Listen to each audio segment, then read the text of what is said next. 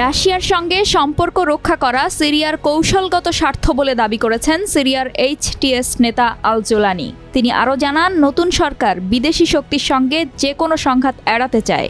এর আগে ইসরায়েলের সঙ্গেও সুসম্পর্ক চেয়েছিলেন দামেস্কের গভর্নর মাহের মারওয়ান। বিদ্রোহী গোষ্ঠী হায়াত তাহরির আল শাম এইচটিএস নেতা আবু মুহাম্মদ আল জোলানি নামে পরিচিত আহমেদ হুসেইন আল শারার হয়ে সংবাদ মাধ্যম এনপিআরকে ২৭ ডিসেম্বর ওই সাক্ষাৎকার দেন মাহের। সিরিয়ার ইসলামপন্থী সংগঠন হায়াত তাহরির আল শাম বা এইচটিএস এর নেতৃত্বাধীন নতুন সরকার রাশিয়ার সঙ্গে ঘনিষ্ঠ সম্পর্ক বজায় রাখতে আগ্রহী। সংগঠনের প্রধান আবু মুহাম্মদ আল জোলানি ২৯ ডিসেম্বর আল আরাবিয়া চ্যানেলকে দেওয়া এক সাক্ষাৎকারে এই কথা জানান। জোলানি বলেন, তার সরকার রাশিয়ার সামরিক ঘাঁটি সরিয়ে নিতে বলবে না। তিনি বলেন, আমরা চাই না রাশিয়া এমনভাবে সিরিয়া ত্যাগ করুক যা দুই দেশের দীর্ঘ সম্পর্কের জন্য সম্মানজনক হবে না। এই মাসের শুরুতে আল জোলানি সাংবাদিকদের বলেছিলেন, সিরিয়ার নেতৃত্ব রাশিয়াকে উত্তেজিত করতে চায় না। তারা চায় মস্কো এমন একটি সুযোগ পাক যাতে দুই দেশের সম্পর্ক পুনর্মূল্যায়ন করা যায়। সিরিয়ার বিদ্রোহী গোষ্ঠীগুলো রাজধানী দামেস্কের নিয়ন্ত্রণ নেওয়ার পর সাবেক প্রেসিডেন্ট বাশার আল আসাদ দেশ ত্যাগ করে রাশিয়ায় আশ্রয় নেন।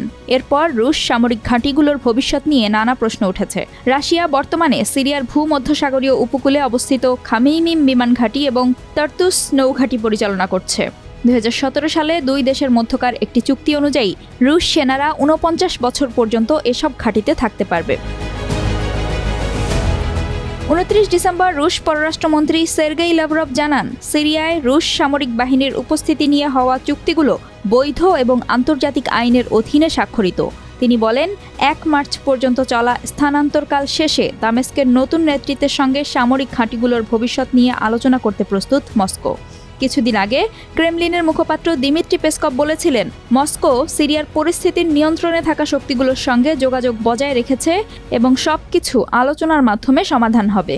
অজ্ঞাত সূত্রের বরাতে টাস নিউজ জানায়, মস্কো সাময়িক নিরাপত্তা নিশ্চয়তা পেয়েছে, তাই সামরিক ঘাঁটিগুলো স্বাভাবিকভাবে পরিচালিত হচ্ছে।